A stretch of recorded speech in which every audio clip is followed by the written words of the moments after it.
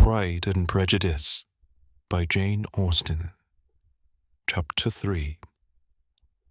Not all that Mrs. Bennet, however, with the assistance of her 5 daughters, could ask on the subject was sufficient to draw from her husband any satisfactory description of Mr. Bingley. They attacked him in various ways, with barefaced questions, ingenious suppositions, and distant surmises, but he eluded the skill of them all, and they were at last obliged to accept the second-hand intelligence of their neighbour, Lady Lucas. Her report was highly favourable. Sir William had been delighted with him.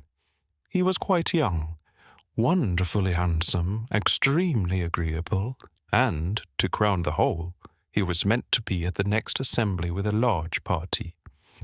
Nothing could be more delightful. To be fond of dancing was a certain step towards falling in love, and very lively hopes of Mr. Bingley's heart were entertained. "If I can but see one of my daughters happily settled at Netherfield," said Mrs. Bennet to her husband, "and all the others equally well married, I shall have nothing to wish for."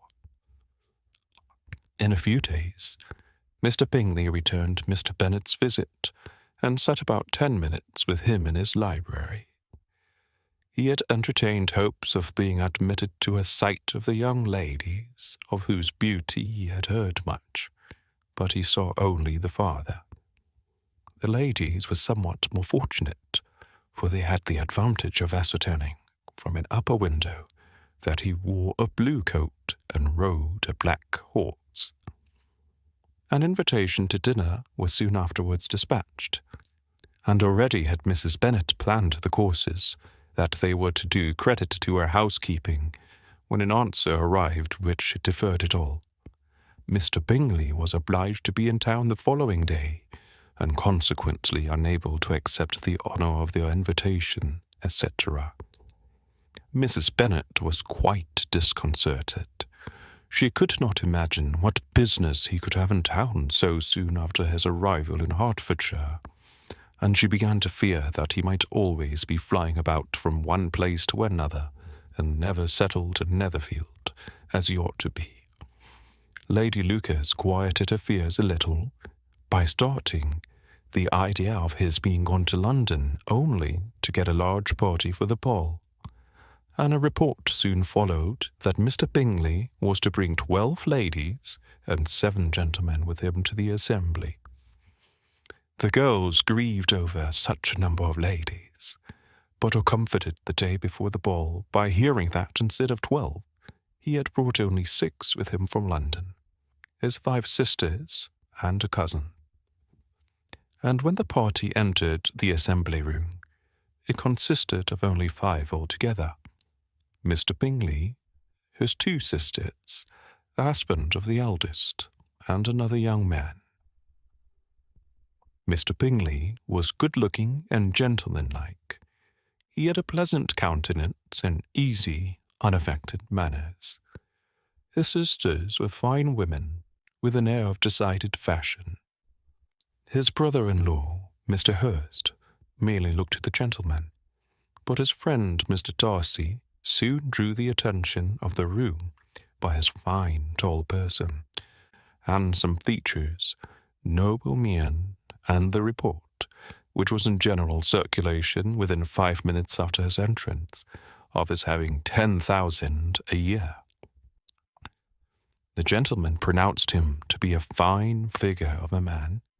The ladies declared he was much handsomer than Mr. Bingley, and he was looked at with great admiration for about half the evening, till his manners gave a disgust which turned the tide of his popularity, for he was discovered to be proud, to be above his company, and above being pleased, and not all his large estate in Derbyshire could save him from having a most forbidding, disagreeable countenance, and being unworthy to be compared with his friend.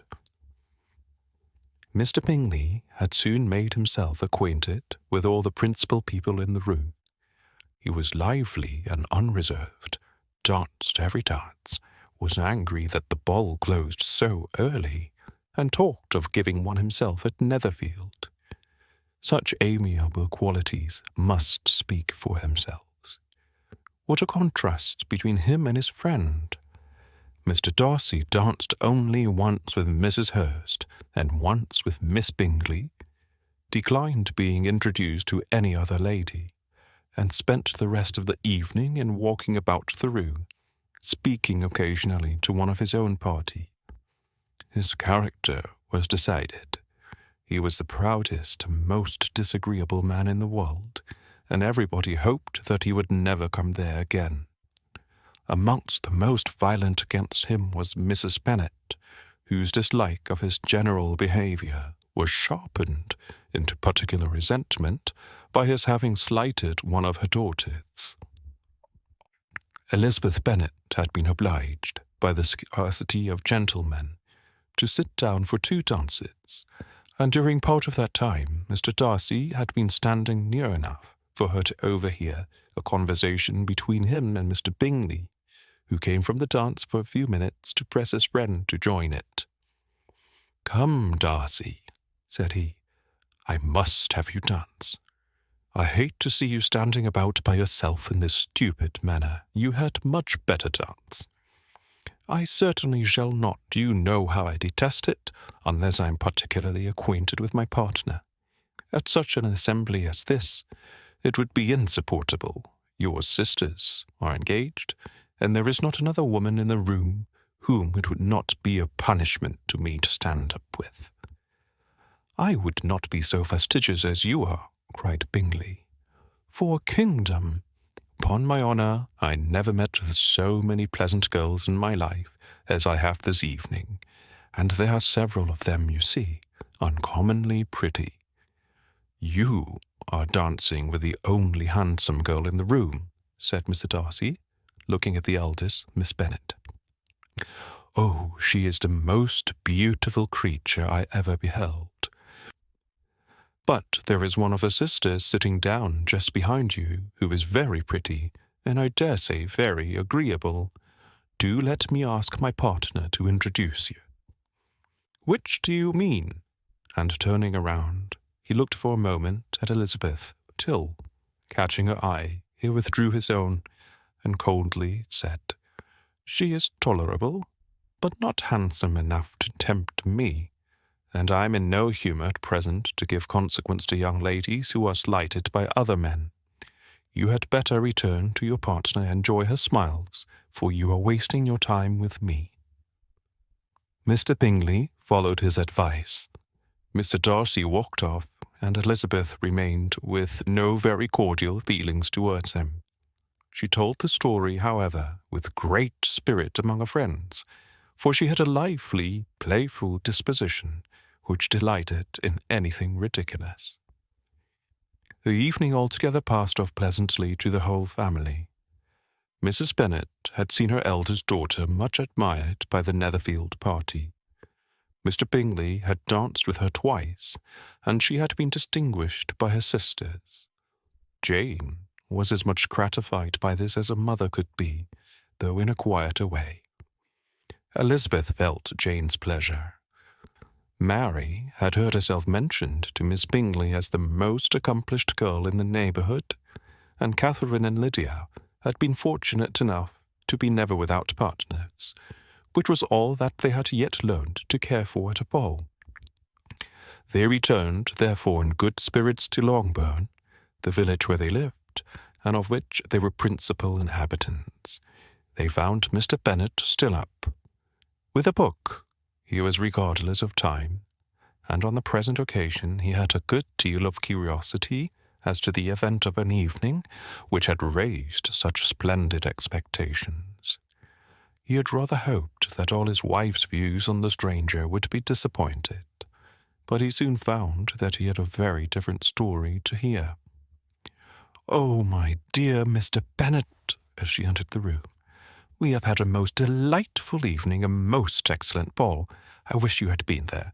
Jane was so admired, nothing could be like it. Everybody said how well she looked, and Mr. Bingley thought her quite beautiful, and danced with her twice. Only think of that, my dear. He actually danced with her twice, and she was the only creature in the room that he asked a second time. First of all, he asked Miss Lucas. I was so vexed to see him stand up with her. But, however, he did not admire her at all. Indeed, nobody can, you know, and he seemed quite struck with Jane as she was going down the dance, so he inquired who she was and got introduced and asked her for the two next. Then the 2:30 danced with Miss King, and the 2:4 with Maria Lucas, and the 2:5 with Jane again, and the 2:6 with Lizzie, and the boulanger, if he had any compassion for me, cried the husband impatiently. Then he would not have danced half so much. For God's sake, say no more of his partners. Oh, that he had sprained his ankle in the first dance. Oh, my dear, continued Mrs. Bennet, I am quite delighted with him. He is so excessively handsome, and his sisters are charming women. I never in my life saw anything more elegant than their dresses. I dare say the lace upon Mrs. Hurst's gown. Here she was interrupted again. Mr. Bennet protested against any description of finery. She was therefore obliged to seek another branch of the subject, and relate it with much bitterness of spirit, some exaggeration, the shocking lewdness of Mr. Darcy. But I assure you, she added, that Lizzie does not lose much by not suiting his fancy, for he is a most disagreeable, horrid man, not at all worth pleasing, so high and so conceited that there was no enduring him. He walked here and he walked there, fancying himself so very great, not handsome enough to dance with. I wish you had been there, my dear, to have given him one of your set-downs. I quite detest the man.